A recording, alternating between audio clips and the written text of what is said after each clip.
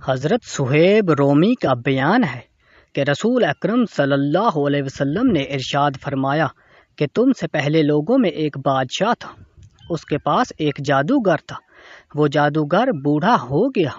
اس نے بادشاہ سے عرض کیا، بادشاہ سلامت، میری عمر اب بڑھاپے کی سرحد پار کرنے والی ہے، اس لیے کوئی لڑکا میری خدمت میں بھیج دے تاکہ میں اسے اپنا فن سکھا دوں، تاکہ وہ میری وفات کے بعد میرا قائم مقام ہو سکے۔ بادشاہ سلامت نے جادوگر کے ہاں جادوگری سیکھنے کے لیے ایک لڑکا روانہ کر دیا۔ راستے میں ایک راہب تھا، وہ راہب کے پاس بیٹھ گیا اور اس کا کلام سنا۔ راہب کی بات اسے بڑی بھلی معلوم ہوئی۔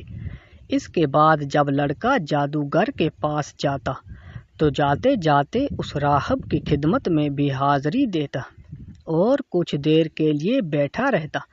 اس وجہ سے جادوگر کے پاس پہنچنے میں تاخیر ہو جاتی تھی۔ جب وہ جادوگر کے پاس پہنچتا تو اس کی پٹائی ہوتی تھی۔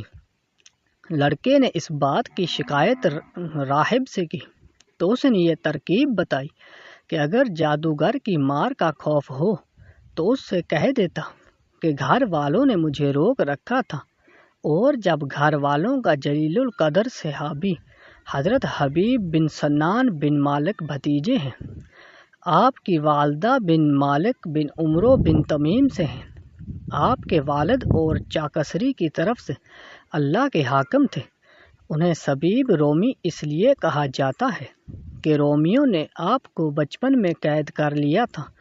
آخرکار سبیب کو بنو کلب کے ایک شخص نے خرید کر مکہ میں عبداللہ بن جدعان کے ہاتھ فروخت کر دیا۔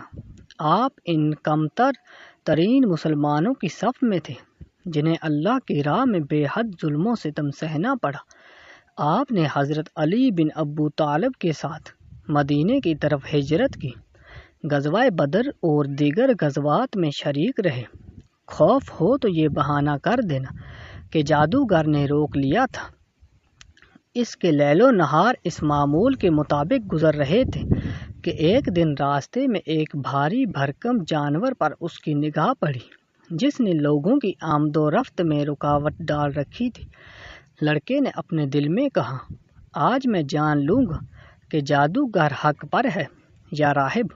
پھر لڑکے نے ایک پتھر لے کر کہا، اے اللہ، اگر جادوگر کے مقابلے میں راہب کا طریقہ تجھے محبوب ہے تو اس جانور کو مار دے۔ یہ کہہ کر جانور کو پتھر دے مارا۔ اللہ کے حکم سے وہ بھاری بھرکم پتھر جانور وہیں ڈھیر ہو گیا۔ جب وہ لڑکا راہب کے پاس پہنچا اور اسے حقیقت حال سے آگاہ کیا تو اس نے کہا، اے بچے، اب تو مجھ سے افضل ہے۔ میں دیکھ رہا ہوں کہ تیرا معاملہ حد کو پہنچ چکا، عنقریب تجھے بتلائے آزمائش کا سامنا کرنا پڑے گا۔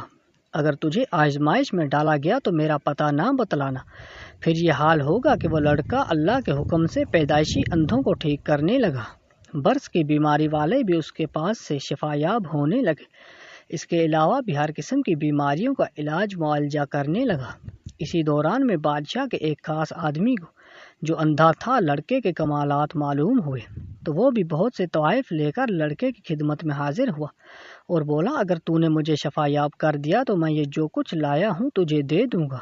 لڑکے نے کہا، میں کسی کو شفا یاب نہیں کرتا، بلکہ شفا عنایت کرنا تو اللہ تعالیٰ کا کام ہے۔ اگر تو اللہ تعالیٰ پر ایمان لائے تو میں اللہ تعالیٰ سے تیرے لیے دعا کروں گا، ممکن ہے وہ تجھے شفا دے۔ وہ آدمی اللہ تعالیٰ پر ایمان لے آیا اور اللہ تعالیٰ نے اسے بینائی بخش دی۔ پھر وہ آدمی بادشاہ کی خدمت میں پہنچا اور حسب معمول اس کے پاس بیٹھ گیا۔ بادشاہ نے پوچھا، تیری بینائی کس نے بحال کر دی؟ اس نے جواب دیا، میرے پروردگار نے۔ بادشاہ طیش میں آ کر بولا، کیا میرے سوا بھی تیرا کوئی رب ہے؟ اس نے ڈٹ کر کہا، میرا اور تیرا رب صرف اللہ تعالیٰ ہے۔ یہ سن کر بادشاہ بھڑک اٹھا اور اس آدمی کو مسلسل دردناک سزائیں دیتا رہا، یہاں تک کہ اس نے عاجز آ کر لڑکے کا پتہ بتا دیا۔ اب بادشاہ نے اس لڑکے کو بلوا بھیجا۔ لڑکا حاضر ہوا تو بادشاہ نے کہا، ارے واہ، تیری جادوگری کا فن اس قدر کامیاب ہو گیا کہ تو بیناؤں کو بینائی عطا کرتا ہے اور برس کے مریضوں کو ٹھیک کر دیتا ہے اور ساری بیماریاں تیرے علاج سے ٹھیک ہو جاتی ہیں۔ لڑکے نے کہا بادشاہ سلامت میں اپنی طرف سے کسی کو شفا نہیں دیتا بلکہ اللہ تعالیٰ مریضوں کو شفا یاب فرماتا ہے۔ چنانچہ بادشاہ نے اسے قید کر دیا۔ اس طرح کی سزائیں دینا شروع کی کہ لڑکے نے راہب کا پتہ بتا دیا۔ راہب کو پکڑ کر لایا گیا اور اسے اپنے دین سے منحرف ہونے کا حکم دیا گیا، لیکن اس نے انکار کر دیا۔ اس لیے ایک آرا لایا گیا اور اسے راہب کے سر کی مانگ پر رکھ کر چلا دیا گیا، جس سے اس کے جسم کے 2 ٹکڑے ہو گئے۔ پھر بادشاہ کا وہ خاص آدمی لایا گیا جسے بینائی مل گئی تھی، اسے بھی دین چھوڑنے کا کہا گیا، اس نے بھی انکار کر دیا۔ چنانچہ اس کی مانگ پر بھی آرا چلا دیا، جس سے اس کا وجود کٹ کر 2 حصوں میں تقسیم ہو گیا۔ پھر وہ لڑکا پیش ہوا، اس سے بھی اپنا عقیدہ ترک کرنے کا مطالبہ کیا گیا، لیکن اس نے بھی اپنا دین چھوڑنے سے انکار کر دیا۔ بادشاہ نے اس لڑکے کو اپنے سپاہیوں کی ایک ٹولی کے حوالے کر دیا، حکم دیا اسے فلاں پہاڑ پر لے جاؤ اور پہاڑ کی چوٹی پر پہنچنے کے بعد اسے اپنا دین چھوڑنے کو کہو۔ اگر یہ اپنا دین ترک کر دے تو ٹھیک ہے، ورنہ وہیں اسے دھکا دے کر نیچے پھینک دو۔ سپاہی لڑکے کو لے کر پہاڑ کی چوٹی پر چڑھ گئے۔ لڑکے نے دعا کی الہی تو ہی کارساز ہے، ان لوگوں سے نمٹ لے۔ چنانچہ پہاڑ ڈگمگانے لگا، سارے سپاہی گر کر ہلاک ہو گئے۔ لڑکا صحیح سلامت واپس بادشاہ کے دربار میں پہنچ گیا۔ لڑکے کو دربار میں دیکھ کر بادشاہ بہت حیران ہوا۔ اس نے پوچھا تیرے جانے والے سپاہیوں کو کیا ہوا؟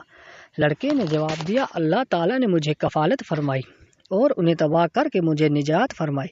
بادشاہ نے لڑکے کو دوبارہ اپنے مصاحبین کی ایک جماعت کے حوالے کر دیا اور حکم دیا اسے کشتی میں سوار کر کے عین سمندر کے بیچ لے جاؤ۔ اگر یہ اپنے دین سے باز آ جائے تو ٹھیک ہے، ورنہ اسے سمندر میں غرق کر دو۔ یہ جماعت لڑکے کو لے کر بیچ سمندر پہنچی تو لڑکے نے دعا کی الہی تو ہی بے نواؤں کا سہارا ہے، میری طرف سے ان سے نمٹ لے۔ یہ دعا کرنی تھی کہ کشتی الٹ گئی اور بادشاہ کے حواریوں کی پوری جماعت ڈوب گئی، مگر لڑکا بادشاہ کے دربار میں صحیح سلامت پہنچ گیا۔ بادشاہ نے چونک کر لڑکے سے پوچھا تیرے ساتھ بھیجی گئی جماعت کا کیا ہوا؟ لڑکے نے کہا اللہ تعالیٰ نے میری طرف سے ان سے نمٹ لیا۔ پھر لڑکے نے کہا بادشاہ سے کہ اے بادشاہ تو مجھے ہرگز قتل نہیں کر سکے گا، مجھے قتل کرنے کا ایک ہی راستہ ہے۔ بادشاہ نے پوچھا وہ کیا؟ لڑکے نے کہا لوگوں کو ایک کھلے میدان میں جمع کرو، کھجور کے تنے پر مجھے سولی پر لٹکا دو، پھر میرے ترکش سے ایک تیر کھینچ لو اور اسے کمان کے بیچ میں رکھ کر یوں کہو اس لڑکے کے رب اللہ کے نام سے تیر چلاتا ہوں، پھر مجھے نشانہ بناؤ۔ جب ایسا کرو گے تو مجھے قتل کرنے میں کامیاب ہو جاؤ گے۔ چنانچہ بادشاہ نے لوگوں کو ایک کھلے میدان میں جمع کیا، لڑکوں کو کھجور کے تنے پر لٹکا دیا، پھر اس کے ترکش سے ایک تیر کھینچا اور اسے کمان میں رکھ کر کہا، پھر نشانہ لے کر تیر چھوڑا تو وہ لڑکے کی کنپٹی پر جا لگا۔ لڑکے نے کنپٹی پر وہاں ہاتھ رکھا جہاں تیر لگا تھا، پھر وہیں مر گیا۔ لوگ یہ ماجرا دیکھ کر رب کائنات کی حقیقت اور وحدانیت کو توحید سمجھ گئے اور بے اختیار پکار اٹھے ہم اس لڑکے پر رب کریم ایمان لائے، ہم اس لڑکے کے رب پر ایمان لائے، ہم اس لڑکے کے رب پر ایمان لائے۔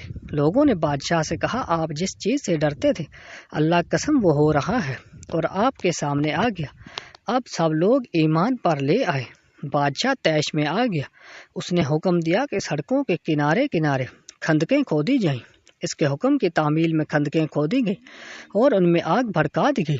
بادشاہ نے حکم دیا جو اپنے دین سے نہ پھرے اسے اس آگ میں جھونک دو، اس سے کہو آگ میں کود پڑو۔ انہوں نے ایسا ہی کیا، حتیٰ کہ ایک عورت آئی، اس کے ہاتھوں میں بھی ایک بچہ تھا، وہ آگ میں گرنے سے بھیگی تو بچے نے کہا اماں صبر کر، یقیناً تو حق پر ہے۔